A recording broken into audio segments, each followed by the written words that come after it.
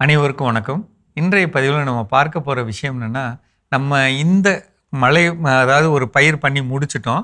அடுத்து சித்திரை, வைகாசியில் அல்லது ஆடியில் ஒரு பயிர் பண்ணுறோம்னா, இப்போ சும்மா இருப்போம் பார்த்தீங்களா? நிலம் சும்மா இருக்குல்ல. நிலம் சும்மா இருக்கக்கூடிய இந்த காலத்தில் அடுத்து சித்திரை கடைசி அல்லது வைகாசியில் நமக்கு மழை வரும்போது மண்ணை வளப்படுத்த என்ன செய்யலாம்? மண்ணை வளப்படுத்துறதுன்னா என்ன? மண்ணில் இருக்கக்கூடிய சத்துக்களை தேக்கி வைக்கிறது. நீங்கள் காராக்கடலை பார்த்துருப்பீங்க. கடலை மேலே ஒரு சாந்து இருக்கும். முட்டை போண்டா பார்த்துருப்பீங்க. முட்டை மேலே ஒரு சாந்து இருக்கும். அது மாதிரி நம்ம மண்ணில் இருக்க மண் தூள் மேலே இந்த மாதிரி ஒரு படிவமுள்ள அமைப்பை உருவாக்குறதுக்கு பேர் தான் மண் வளம் பாதுகாக்கிறது. எதை வச்சு அப்படி பண்ணணும்? அப்போ ஏதோ ஒன்று இதில் பண்ணணும்னா ஏதோ ஒரு பொருள் ஒட்டணும், பசை இருக்கணும், ஒட்டணும். அப்படி அது ஒட்டணும்னா அது என்ன, எதால் நடக்கும்? ரொம்ப எளிமையாக பண்ணக்கூடிய 2 விஷயங்கள் இருக்குங்க. ஒன்று பசுந்தாள் உரங்கள் வளர்க்குறது, இன்னொன்று பலதானிய விதைப்பு பண்ணுறது. ரெண்டுமே தாவரம் சம்மந்தப்பட்டது. ஏன் தாவரம் சம்மந்தப்பட்டது? ஒரு இலையை பிச்சு, ஒரு வேப்ப இலையை எடுக்கிறீங்க, கையில் அப்படி தேய்ச்சிக்கிட்டு பார்த்தீங்கன்னா கையில் பச்சையாக ஒட்டும்ல, பார்த்துருக்கீங்களா? இப்போ இந்த ஒட்டுன இருந்தால் இப்படி செஞ்சு பாருங்களேன், ஒரு பிசு பிசுப்பாக இருக்கும். இதை தான் நாங்கள் செய்ய சொல்கிறோம், சரிங்களா?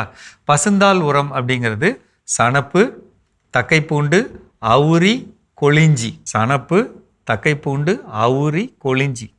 இந்த 4 பொருளை ஏதாவது ஒன்று 20 கிலோ நிலத்தில் இந்த காலத்தில் ஒரு மழை பெஞ்ச உடனே தூவி, அதை ஒரு விவசாயமாக பண்ணி தூவி முளைச்சிக்கும். 10 நாளைக்கு ஒரு தண்ணி கொடுக்கலாம், 10 நாளைக்கு ஒரு தெளிப்பு கொடுக்கலாம்.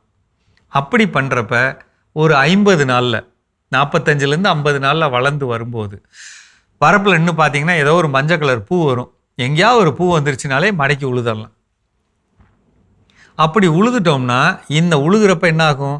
இந்த இலைகள், அதோட தண்டு இதெல்லாம் கசங்கி இந்த மண் மேலே ஒரு படிவமாகிடும், பிடிச்சிக்கிற ஒரு பொருளாக மாறிடும். இது என்னென்னத்தெல்லாம் பிடிச்சி வைக்கும்? தண்ணி பாய்ச்சிங்கன்னா தண்ணி ஈரத்தை பிடிக்கும், சத்து கொடுத்தீங்கன்னா சத்தை பிடிச்சிக்கும். அப்படி பிடிக்கிறது தான் ரொம்ப முக்கியம். அப்படி பிடிச்சிக்கிச்சுன்னா நமக்கு நிலத்தில் ஒரு வளம் உண்டாகும். 2வது, அந்த சணப்பு, தக்கைப்பூண்டு இலையெல்லாம் இருக்கு இல்லைங்களா, இலையெல்லாம் காஞ்சு நம்ம நிலத்தில் காஞ்ச உடனே 50 கிலோ நைட்ரஜன் நம்ம நிலத்துக்கு 40லேருந்து 50 கிலோ அளவுள்ள நைட்ரஜன் கிடைக்கவும் 10லேருந்து 12 டன் இலைகள் மண்ணில் சேரவும் ஒரு பெரிய வாய்ப்பாக இருக்கும். இதுதான் பசுந்தாள் உரம். பசுந்தாள் உரத்தால் பலதானிய விதைப்பு அப்படிங்கிறது என்னென்னா, ஒரு 4 வகையான பயறு வகை பயிர்கள், வாசனை திரவிய பயிர்கள், பசுந்தாள் உர பயிர்கள், பிற வகை விதைகள், இப்போ நமக்கு கிடைக்கக்கூடிய வகையிலான பிற வகை தானிய விதைகள், இதெல்லாம் நம்ம விதைச்சோம்னா அதுலேருந்து வரக்கூடிய விளைச்சல் 40வது நாள் அல்லது 45வது நாளில் நம்ம மடக்கி உழுகிறப்ப என்ன நடக்கும்னா, ஒவ்வொரு தாவரத்தோட உடம்புலேருந்து வரக்கூடிய பல்வேறு வகையான நுண்ணூட்ட சத்துக்கள் நம்ம நிலத்தில் சேர ஒரு பெரிய வாய்ப்பாக இருக்கும். அப்படி சேரும்போது மண்ணோட வளம் அதிகரிக்கும். அதுக்கப்புறம் நம்ம நெல் போட்டோம்னா, அதுக்கப்புறம் மக்காச்சோளம் போட்டோம்னா விளைச்சல் 25%லேருந்து 50% வரலும் கூட வாய்ப்பு இருக்குது. எந்த ஒரு விவசாயமும் பண்ண நல்லா இருக்கும். இது யாரெல்லாம் ரொம்ப முக்கியமாக பண்ணணும்?